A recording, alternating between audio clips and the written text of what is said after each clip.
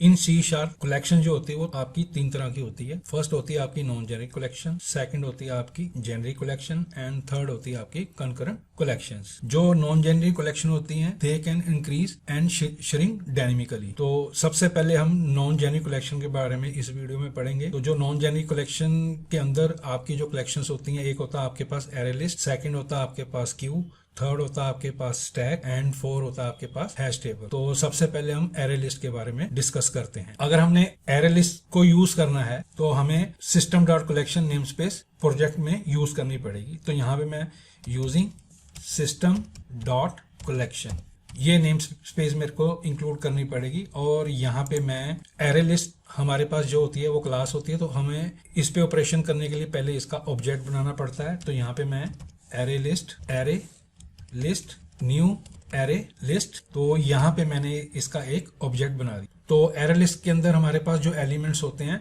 वो आपके different data type के भी हो सकते हैं। तो array list dot add method से हम एरे के अंदर उसके एलिमेंट को ऐड करेंगे। तो इसके जीरो इंडेक्स पे मैं यहाँ पे वैल्यू स्टोर करूंगा वेलकम। तो ये आपका एरे लिस्ट के अंदर इसका एलिमेंट ऐड हो गया जीरो इंडेक्स पे, उसके वैल्यू क्या है वेलकम है। सिमिलरली मैं यहाँ पे लिख देता हूँ सेकंड एलिमेंट जो होगा आपका जो फर्स्ट इंडेक्स पे पड़ा होगा ये मैंने स्टोर कर दिया। तो array list has their property which is count. Count क्या करेगा कि आपके एरे लिस्ट के अंदर कितने एलिमेंट हैं, जो एग्जैक्ट नंबर ऑफ एरे की वैल्यू होगी वो आपको प्रिंट कर देगा। यहाँ पे मेरे पास कितने एलिमेंट है 2 है, तो जो एग्जैक्ट नंबर ऑफ एलिमेंट होंगे वो हमें यहाँ पे क्या कर देगा शो 2 कर देगा। तो मैं अगर इनको प्रिंट करवाऊं एरे लिस्ट डॉट काउंट तो ये मेरे को क्या वैल्यू देगा, यहाँ पे वो मेरे को वैल्यू देगा 2। और सेकंड प्रॉपर्टी होती है कैपेसिटी। कैपेसिटी क्या होती है, जो आपके पास एग्जैक्ट वैल्यू होती है एरे की उससे हमेशा ज्यादा ही होगी। तो बाय डिफॉल्ट जो कैपेसिटी होती है वो आपकी होगी 4। अगर मैं इसके अंदर 5 एलिमेंट डाल दूंगा तो उसकी कैपेसिटी ऑटोमेटिकली वो डबल कर देगा, 8 हो जाएगी। अगर मैं 9 एलिमेंट ऐड करूंगा तो उसकी कैपेसिटी ऑटोमेटिकली 16 हो जाएगी एंड सो ऑन। तो यहाँ पे मैं इसकी कैपेसिटी प्रिंट करवाना चाहता हूं तो यहाँ पे मेरे को वो क्या देगा, कैपेसिटी इसकी 4 देगा। अब मैं इसको कंट्रोल F5 से रन करता हूं और इसकी आउटपुट देखते हैं। तो यहाँ पे उसने मेरे को एलिमेंट दे दिए 2 और कैपेसिटी दे दी मेरे को 4। यहाँ पे मैं डिफरेंट डाटा टाइप्स डाल सकता हूं। मैं यहाँ पे सपोज करो 10 डाल देता हूं। यहाँ पे मैं फ्लोट वैल्यू डाल देता हूं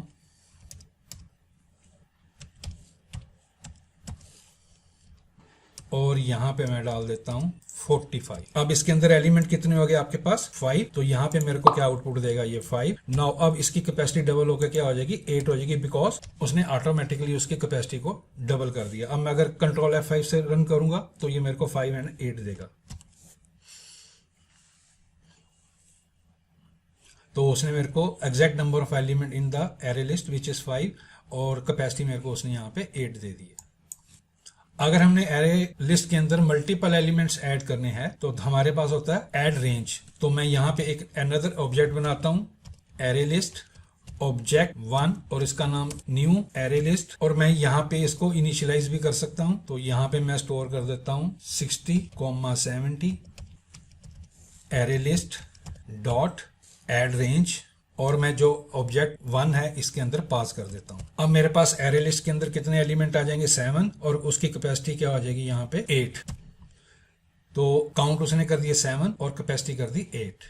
अगर मैंने एरे लिस्ट के हर एक एलिमेंट को असेस करना है तो मैं फॉर ईच लूप के थ्रू उसको असेस कर सकता हूं। तो फॉर ईच यहाँ पे हम वार वेरिएबल यूज करेंगे। जो वार वेरिएबल के राइट साइड पे जो वैल्यू पड़ी होती है वो उसको इम्प्लिसिटली गेट कर लेता है और फिर उसको उस एलिमेंट को हम असेस कर सकते हैं। तो यहाँ पे मैं वार आइटम इन एरे लिस्ट और यहाँ पे मैं कंसोल डॉट राइट लाइन और आइटम।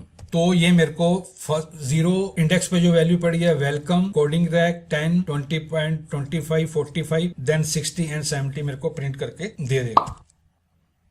तो उसने मेरे को यहाँ पे हर एक एलिमेंट को इंडिविजुअली असेस करके दे दिया। नो अब हम फंक्शन यूज करेंगे इंसर्ट एंड इंसर्ट रेंज। जो आपका इंसर्ट और इंसर्ट रेंज होता है वो हम यूज करते हैं अगर हमने किसी पर्टिकुलर इंडेक्स पे कोई वैल्यू स्टोर करवानी है तो अब हम उसको यूज करते हैं। तो मैं यहाँ पे एरे लिस्ट डॉट इंसर्ट और यहाँ पे मैं दे देता हूँ 0 इंडेक्स पे एक 10 स्टोर कर दे। तो अब इसके 0 इंडेक्स पे 10 वैल्यू पड़ी है और अगर मैं यही एरे लिस्ट ले लूंगा जो ऑब्जेक्ट 1 है तो मैं उसको इंसर्ट रेंज फंक्शन यूज करके मल्टीपल वैल्यू भी स्टोर करवा सकता हूँ।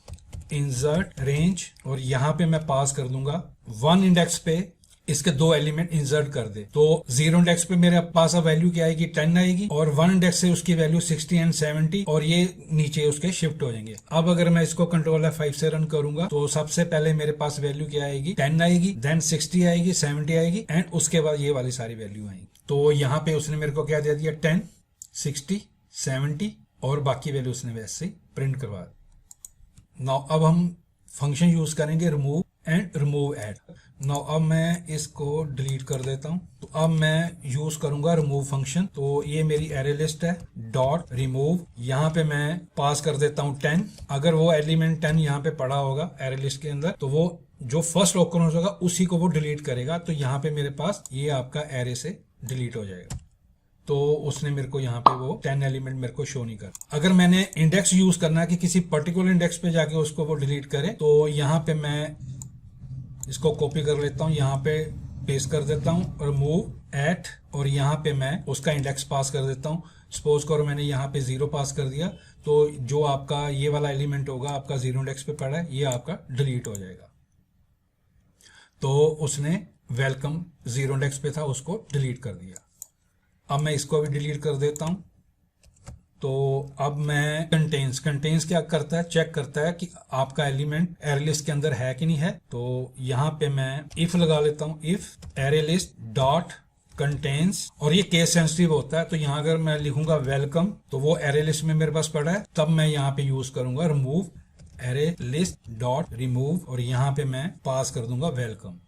अब मैं इसको रन कर देता हूं तो उसने यहाँ पे उसको रिमूव कर दिया। एक मेथड होता है क्लियर, अगर हमने सारे एलिमेंट को क्लियर करना है तब हम क्लियर मेथड यूज करते हैं। एरे लिस्ट डॉट क्लियर, जितने भी आपके एलिमेंट्स होंगे वो एरे लिस्ट से क्लियर हो जाएंगे। तो यहाँ पे वो कोई भी आउटपुट नहीं दिखाएगा। तो काउंट उसने मेरे को 0 दे दिया, कैपेसिटी 8 दे दी और इसके नीचे जितने भी एलिमेंट थे वो सारे के सारे उसने एरे लिस्ट से रिमूव कर दिए। नाउ अब मैं इसको कमेंट कर देता हूं। अगर हमने इंडिविजुअल एलिमेंट को असेस करना है या उसकी वैल्यू को असाइन करना है किसी अनदर वेरिएबल में तब हमें कास्टिंग यूज करनी पड़ेगी, बिकॉज इसके अंदर जो एलिमेंट्स है वो डिफरेंट डाटा टाइप्स के हैं। तो मैं यहाँ पे एक स्ट्रिंग ले लेता हूँ, स्ट्रिंग str। अगर मैंने कोडिंग रैक को असेस करना है इसको भी मैं कमेंट कर देता हूँ। तो ये मेरा किस इंडेक्स पे पड़ा 1 पे पड़ा है, तो पहले मेरे को इसकी कास्टिंग करनी पड़ेगी। तो यहाँ पे ब्रैकेट स्ट्रिंग और यहाँ पे मेरे पास एरे लिस्ट।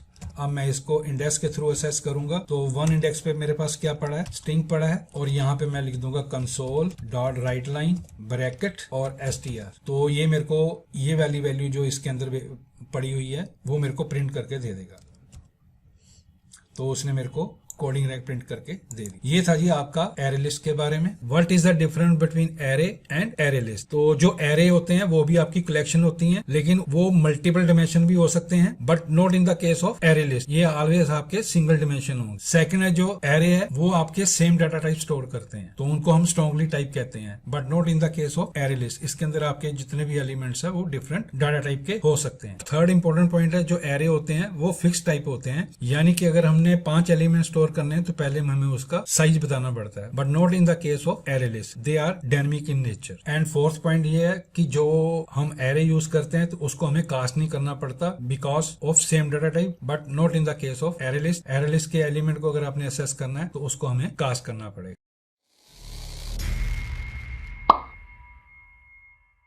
नो अब हम डिस्कस करते हैं व्हाट आर द क्यू। जो आपकी क्यू होती है वो भी आपकी नॉन जेनरिक कलेक्शंस होती हैं। तो क्यू का हम फिफो का मतलब होता है फर्स्ट इन फर्स्ट आउट। अगर हमने क्यू में ऑपरेशन करने हैं तो पहले हमें इसका ऑब्जेक्ट बनाना पड़ेगा। तो सबसे पहले हमें system dot collection name space include करनी पड़ेगी अपने प्रोग्राम में या अपने प्रोजेक्ट्स में। तो यहाँ पे मैं क्यू का एक ऑब्जेक्ट बनाता हूँ।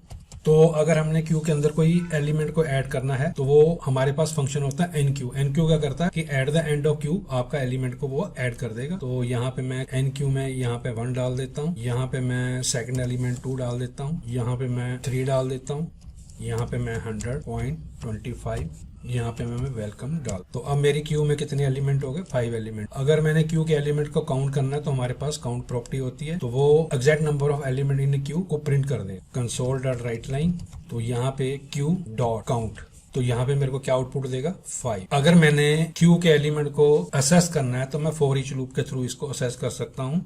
वार आइटम इन क्यू, ये इसका ब्लॉक हो गया। यहाँ पे कंसोल डॉट राइट लाइन और यहाँ पे मैं लिख दूंगा आइटम। तो ये मेरे को क्या आउटपुट देगा? सबसे पहले मेरे को 1 देगा, फिर ये वाली वैल्यू देगा, फिर ये वाली वैल्यू देगा, एंड सो ऑन। अब मैं इसको कंट्रोल F5 से रन करता हूँ तो उसने मेरे को काउंट दे दिए 5, और जो एलिमेंट क्यू में पड़े थे उसने मेरे को यहाँ पे ये वाली वैल्यू दे दी।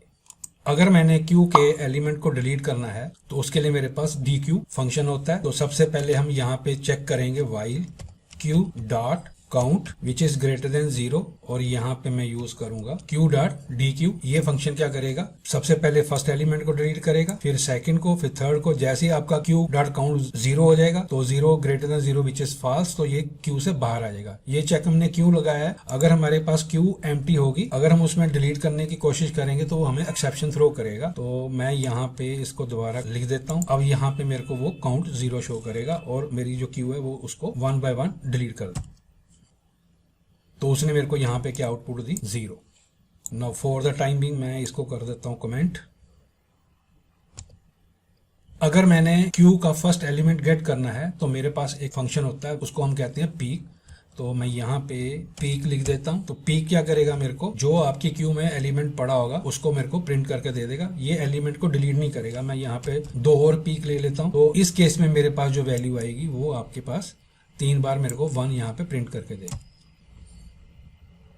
तो उसने काउंट कर दिया 5, और ये मेरे को उसने 3 बार 1 1 1 प्रिंट करके दे दिया।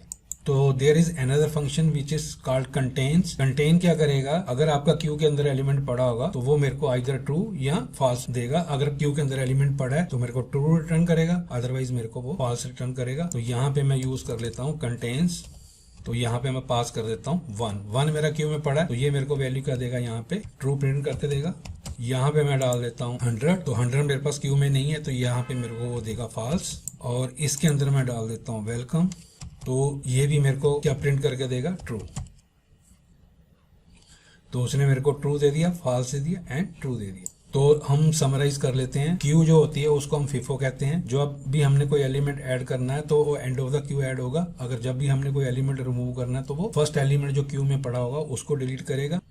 अगर हमने फर्स्ट एलिमेंट को रिटर्न करवाना है उसके लिए हम यूज करते हैं पीक मेथड। पीक मेथड क्या करेगा? आपका एलिमेंट को डिलीट नहीं करेगा, बट जो आपका क्यू में सबसे पहले एलिमेंट पड़ा होगा उसको हमें वो रिटर्न कर देगा। तो ये था जी आपका क्यूज के बारे में।